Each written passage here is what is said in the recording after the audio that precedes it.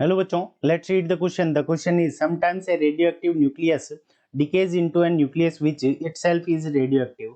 An example is 38 sulphur change होता है किसके अंदर, क्लोरीन के अंदर, और स्टेबल न्यूक्लियाई क्या है, ऑर्गन, यानी क्लोरीन भी क्या है, रेडियोएक्टिव न्यूक्लियाई है.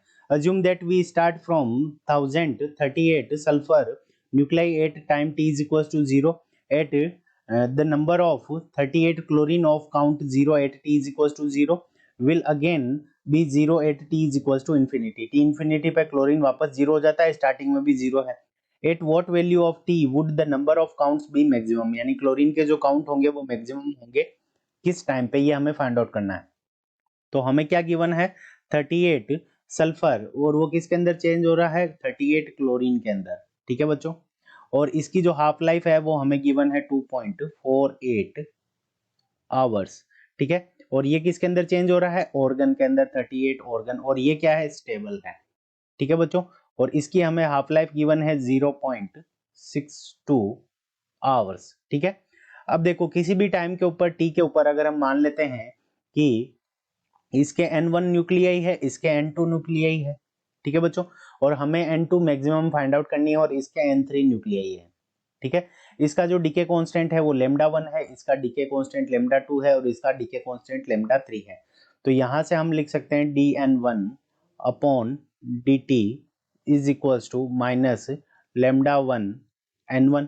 ठीक है बच्चों, और n1 इज इक्वल्स टू हमारा क्या हो जाएगा, e raise to the power minus lambda 1 t. ठीक है, और यहाँ पे स्टार्टिंग के अंदर क्या आएगा, n not into e raise to the power minus lambda t. n not क्या है, स्टार्टिंग के अंदर कितने न्यूक्लियाई हैं सल्फर के, और वो हमें गिवन है 1000. ठीक है बच्चों, और इसी तरह से हम अगर dn2 ओवर dt निकालते हैं, ठीक है, तो यहां से अगर हम लिखें dn2 upon dt is equals to, ठीक है, तो यहां से क्या हो जाएगा, minus lambda 2n2 plus lambda 1n1, क्योंकि ये क्लोरीन क्या टूट रहा है, लेमडा 1n1, लेमडा 1n1 आएगा यहाँ पे. ठीक है, ये क्यों आएगा, क्योंकि यहाँ पे क्लोरीन के जो न्यूक्लियाई है वो क्या कर रहे हैं, टूट रहे हैं. ठीक है, और आर्गन में चेंज हो रहे हैं, बट सल्फर के न्यूक्लियाई वापस चेंज होकर इसकी काउंट को क्या कर रहे हैं, बढ़ा रहे हैं. ठीक है, तो इसको जब हम रीअरेंज करेंगे तो dn2 over dt plus lambda 2n2 is equals to lambda 1n1.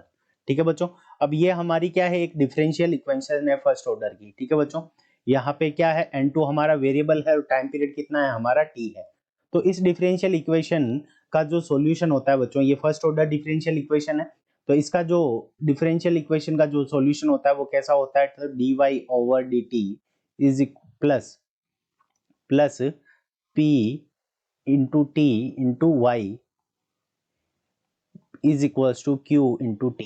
ठीक है बच्चों, अब यहाँ पे देखो ये फर्स्ट ऑर्डर डिफरेंशियल इक्वेशन है, और इसका जो सॉल्यूशन होता है वो होता है y into integrating factor, y into integrating factor, I F लिख देते हैं कैपिटल्स में.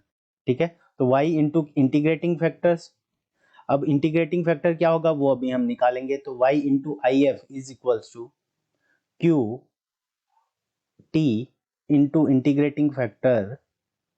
ठीक है, इंटीग्रेटिंग फैक्टर प्लस सी, और इसका हम क्या करेंगे, इंटीग्रेशन करेंगे विद रेस्पेक्ट टू dt. अब इंटीग्रेटिंग फैक्टर क्या होगा हमारा, तो इंटीग्रेटिंग फैक्टर होता है e raise to the power, e raise to the power, यहाँ पे क्या हो जाएगा, p t, और उसका किसका किसके साथ में रेस्पेक्ट में इंटीग्रेशन करना है, dt के रेस्पेक्ट में. यहाँ पे देखो अब y हमारा क्या हो जाएगा, यहाँ पे y इज इक्वल्स टू हो जाएगा हमारा n2. ठीक है, क्योंकि dn2 ओवर dt है, तो dy ओवर dt हो जाएगा, तो y हो गया n2, और जो हमारा pt हो जाएगा, pt वो हमारा क्या हो जाएगा, लेमडा 2. ठीक है बच्चों, तो यहां से हमारे पास में इंटीग्रेटिंग फैक्टर आ जाएगा if integrating factor is equals to e raise to the power, e raise to the power lambda 2, और इसका dt के साथ में क्या करना है, हमें इंटीग्रेशन करना है. तो यहां से हमारे पास में क्या आ जाएगा, e raise to the power lambda 2, ये हमारा क्या आ गया, इंटीग्रेटिंग फैक्टर आ गया. तो ये इसका क्या होता है, सॉल्यूशन होता है डिफरेंशियल इक्वेशन फर्स्ट ऑर्डर का. तो y की वैल्यू हमारी क्या है, n2, और इंटीग्रेटिंग फैक्टर के हमारा क्या है, e raise to the power lambda 2 is equals to. ठीक है, qt हमारा क्या है, लेमडा 1 n1, लेमडा 1 n1। अब n1 की वैल्यू क्या है, n1 is equal to N not E raise to the power minus lambda one into T, और इसको जब हम अरेंज करके लिखेंगे और इसको हम E raise to the power lambda two से मल्टीप्लाई करेंगे तो हमारे पास में क्या आ जाएगा, lambda one N not E raise to the power lambda two minus lambda one into T, और इसका हमें dt के साथ में क्या करना है, इंटीग्रेशन करना है, और इसका कांस्टेंट साथ में क्या आएगा, c। अब जब इसको हम इंटीग्रेट करेंगे तो यहाँ से हमारे पास में आ जाएगा N two E raise to the power lambda two T is equals to, हमारे पास में क्या आ जाएगा, N not lambda one divided by lambda two minus lambda one into E raise to the power lambda two minus lambda one into T plus C. ठीक है बच्चों, अब देखो डिफरेंशिएशन जो कांस्टेंट है, इंटीग्रेशन कांस्टेंट सॉरी सी, इसकी value कैसे निकालेंगे, तो 8 time t is equals to 0। ठीक है, t इज इक्वल्स टू 0 पे n2 की वैल्यू क्या होगी, 0 होगी, क्योंकि हमें दे रखा क्वेश्चन के अंदर t इज इक्वल्स टू 0 के ऊपर क्लोरीन कुछ भी नहीं बन रहा, तो n2 की वैल्यू क्या हो जाएगी, 0, तो ये 0 होगी। यहाँ पे टाइम पीरियड t 0 रखेंगे तो हमारे पास में जो इंटीग्रेशन कांस्टेंट है c, ठीक है, इंटीग्रेशन कांस्टेंट c की वैल्यू क्या आ जाएगी, minus n not lambda one upon lambda two minus lambda one. ठीक है बच्चों, तो यहां से हमारे पास में इंटीग्रेशन कांस्टेंट c की वैल्यू आ गई।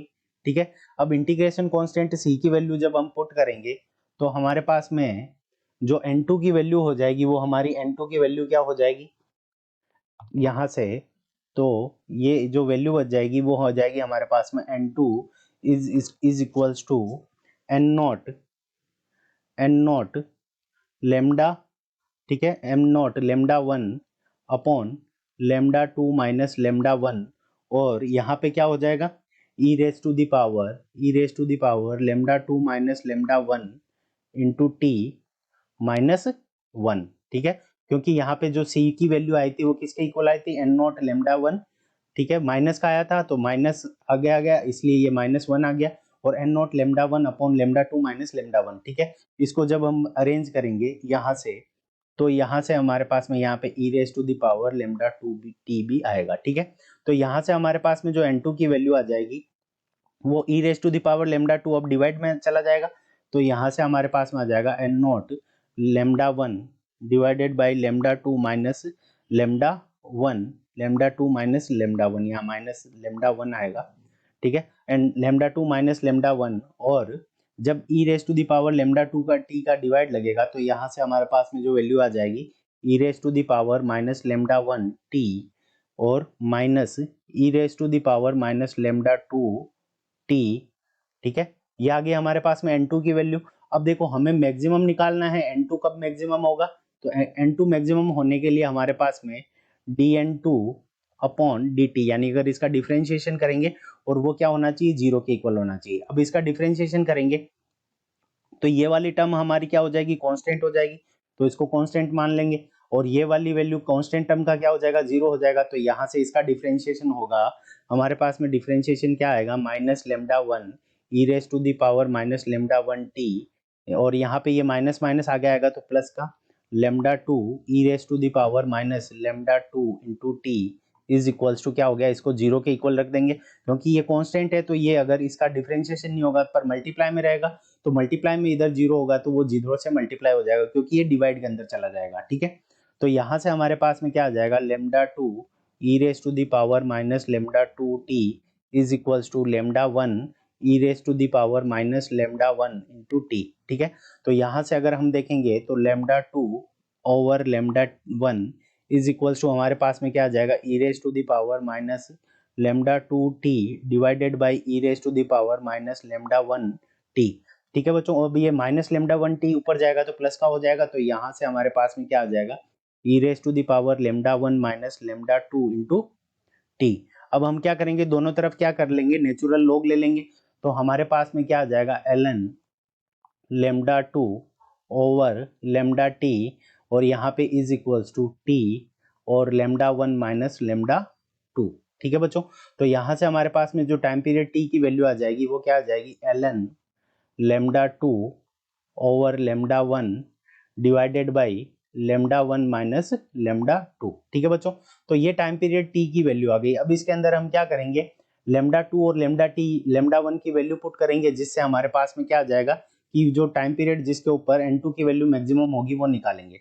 तो अब देखो लेमडा 1 निकालते हैं। सबसे पहले लेमडा 1 यहाँ पे हाफ लाइफ हमें गिवन है, तो लेमडा 1 की वैल्यू जो हो जाएगी ln2 डिवाइडेड बाई 2.48 आवर्स। ठीक है बच्चों, तो यहाँ से हमारे पास में जो लेमडा 1 की वैल्यू आ जाएगी वो कितनी आ जाएगी 0.279, ठीक है, पर आवर्स। ठीक है, और यहाँ पे लेमडा 2 की वैल्यू कितनी आ जाएगी ln2 डिवाइडेड बाई, यहाँ पे हाफ लाइफ कितनी गिवन है 0.62। ठीक है बच्चों, तो यहाँ पे लेमडा 2 की जो हमारे पास में वैल्यू आ जाएगी वो आ जाएगी 1.11। ठीक है बच्चों, तो यहाँ से हमारे पास में लेमडा 1 और लेमडा 2 दोनों की वैल्यू आ गई। अब इसको हम क्या करेंगे, जो मैक्सिमम टाइम, जिस टाइम पे मैक्सिमम काउंट होगा उस टी की वैल्यू के अंदर पुट कर देंगे। तो टी की वैल्यू कितनी है ln lambda 2 divided by lambda 1 upon lambda 1 minus lambda 2। ठीक है, तो इसके अंदर पुट करेंगे तो t इज इक्वल्स टू, अब यहाँ पे ln फिर लेमडा 1 की वैल्यू कितनी गिवन है 0.279 डिवाइडेड बाई 1.11, और डिवाइड के अंदर हमारा क्या आ जाएगा कि 0.279 0.279 माइनस 1.11। ठीक है बच्चों, तो इसको जब हम सोल्व करेंगे तो यहाँ से हमारे पास में वैल्यू आ जाएगी 1.65 आवर्स। ठीक है बच्चों, तो यहाँ पे जो टाइम पीरियड है टी जिसके ऊपर n2 की वैल्यू मैक्सिमम होगी उसकी वैल्यू कितनी आ जाएगी 1.65 आवर्स। ठीक है, तो ये वैल्यू है 1.65 आवर्स। ये इस क्वेश्चन का करेक्ट आंसर है। I hope you understood it well. All the best.